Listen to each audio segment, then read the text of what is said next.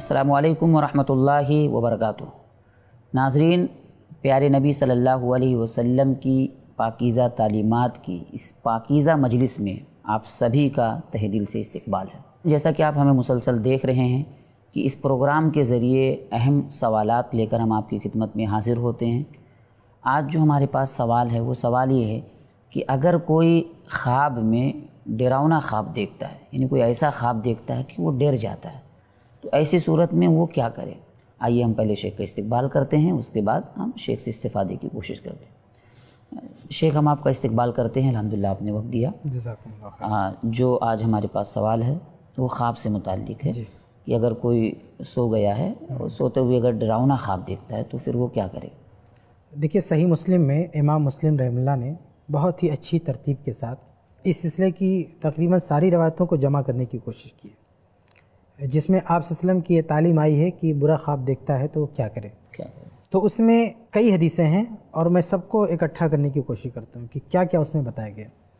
تو ایک حدیث میں تو یہ بتایا گیا جو بہت ہی مشہور ہے کہ اگر کوئی برا خواب دیکھتا ہے تو فَلْيَتْفُلْ عَنْ يَسَارِهِ ثَلَاثًا، کہ وہ بائیں طرف 3 بار تھتکارے۔ تو اس میں الگ الگ نفس کے بھی لفظ ہیں، تفل کے لفظ ہیں، بسک کے بھی لفظ ہیں، خلاصہ وہی تھوکنا ہے۔ ہاں وہی ہے۔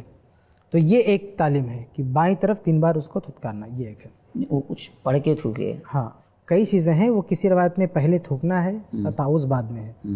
عام طور سے پہلے وہی ہے، تھتکارے اور پھر وہ تعوذ ہے، یہ ایک چیز ہے۔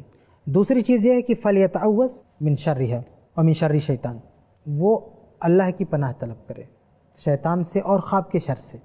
یہ دوسرا کام اسے پڑھنا ہے، اعوذ باللہ من الشیطان الرجیم پڑھنا ہے دوسرا۔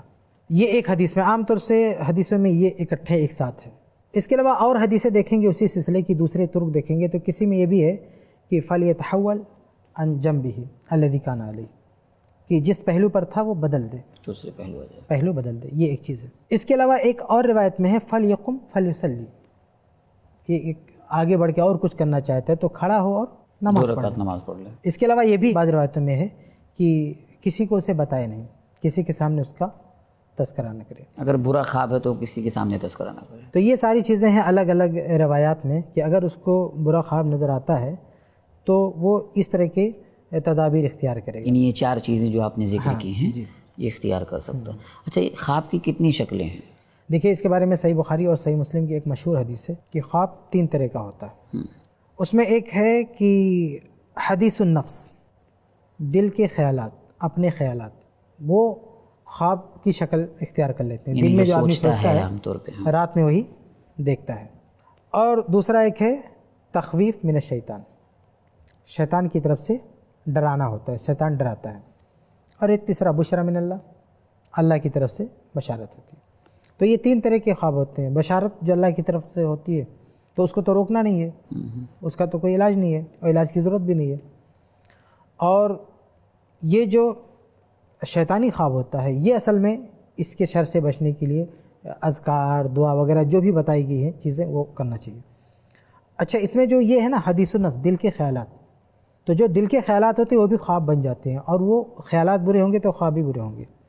تو اس کا علاج صرف وہ نہیں ہے کہ پہلو بدل لے، بائیں طرف تھتکارے، تعوذ پڑھے، یہ سب نماز پڑھے، وہ سب کرنا ہے۔ اس کے ساتھ ساتھ دن میں، اس کا علاج اصل دن میں ہے کہ دل میں سوچنا، وہ خیال بند کرے، اپنے خیالات پر قابو پائے، کیونکہ جو دن میں ہمارے خیالات ہوتے ہیں وہ رات میں خواب بن جاتے ہیں۔ اس لیے اس طرح کے خواب کا علاج جو ہے وہ اصل دن میں ہمارا دل جو ہے مطمئن ہونا چاہیے اور ہمارے دل میں اس طرح کے خیالات نہیں آنا چاہیے۔ یعنی دل پہ کنٹرول دن میں آدمی کرے تبھی وہ رات میں بچ سکتا ہے۔ اور دل پہ کنٹرول حاصل کرنے کے لیے اور اس طرح کے خیالات سے نجات پانے کے لیے سب سے اہم ذریعہ ہے قرآن مجید کی تلاوت، ذکر و اذکار۔ اس کے علاوہ نماز کے بعد کے اذکار۔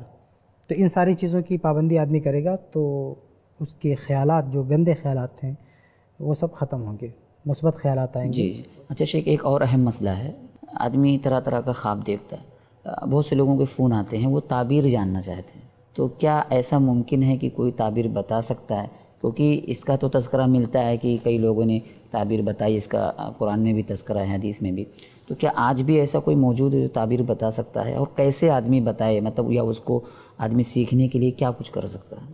دیکھیں، یہ بات تو طے ہے کہ آج پوری دنیا میں کوئی آدمی ایسا نہیں ہے جو یہ دعویٰ کر سکے کہ میں 100% صحیح تعبیر دوں گا۔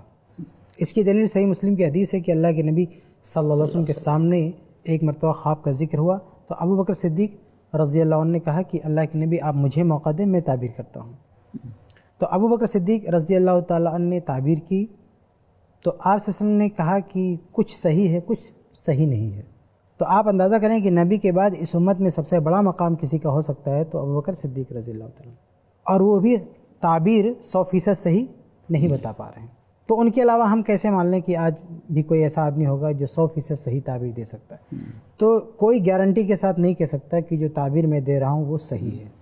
ہاں اندازہ کر سکتا ہے، ایک آدمی کا ایک ضمنی تعبیر ہو سکتی ہے کہ ہاں ایسا ہو سکتا ہے، تو وہ صحیح بھی ہو سکتی ہے تعبیر اور غلط بھی ہو سکتی ہے۔ جہاں تک یہ سوال ہے کہ کیسے تعبیر دے گا، اس کا طریقہ کیا ہے، تو دو باتیں ہو سکتی ہیں۔ ایک تو یہ کہ کوئی نیک ہے، متقی ہے، پرہیزگار ہے اور اللہ تعالیٰ نے اسے وہابی طور پہ یہ صلاحیت دے دی ہے کہ وہ تعبیر کر سکے۔ جیسے ابو بکر صدیق رضی اللہ تعالیٰ عنہ، ان کا پیشہ تھوڑی تھا کہ تعبیر بتایا کرتے تھے، لیکن نیک تھے، بہت بڑے آدمی تھے، انہوں نے بتانے کی کوشش کی اور بتایا بھی۔ تو ہو سکتا ہے کہ اللہ رب العالمین کسی کو یہ صلاحیت دے دے، جسے کسی کو ذہن دیتا ہے، کسی کو ذہن، دماغ، صلاحیت، وہابی صلاحیت، ہر نعمتیں ہوتی ہیں، یہ بھی نعمت کسی کو دے سکتا ہے۔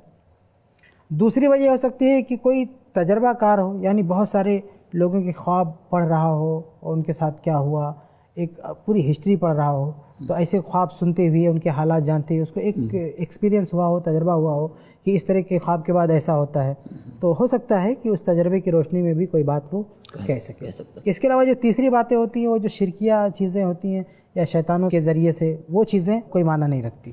لیکن شیخ یہ چیز بھی ہے کہ تعبیر اگر کوئی بتاتا ہے تو یہ اپنے تجربے کی بنیاد پر، اپنے گمان اور صلاحیت کی بنیاد پر بتاتا، تو ضروری تو نہیں ہے کہ وہ جو تعبیر بتائے وہ صحیح ہو۔ بالکل نہیں ضروری ہے، یہ گمان اور ایک تخمینہ ہوتا ہے آدمی۔ جی بالکل نہیں ضروری ہے، اس لیے ہر ایک کے سامنے اپنا خواب نہیں رکھنا چاہیے۔ ایک آدمی نادان ہے، آپ کا خیر خواہ نہیں ہے، وہ کچھ بھی تعبیر بتا کے آپ کو ڈرا دے، آپ کو جو ہے ایک نگیٹو سوچ دے دے اور آپ پریشان ہو جائیں، تو اس کا کوئی فائدہ نہیں ہے۔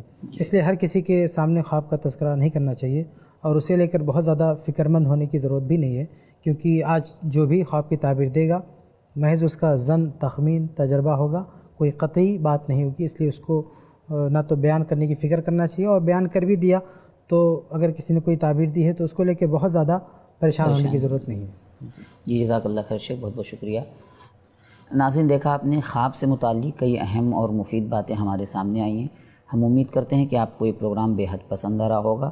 ناظرین، آپ سبھی کا ہم سے جڑنے کے لیے بہت بہت شکریہ۔ انشاءاللہ پھر ملاقات ہوگی ایک نئے سوال کے ساتھ، تب تک رکھیے اپنا خیال۔ السلام علیکم ورحمۃ اللہ وبرکاتہ۔ ایسے ہی اور ویڈیوز بنانے میں ہماری مدد کریں۔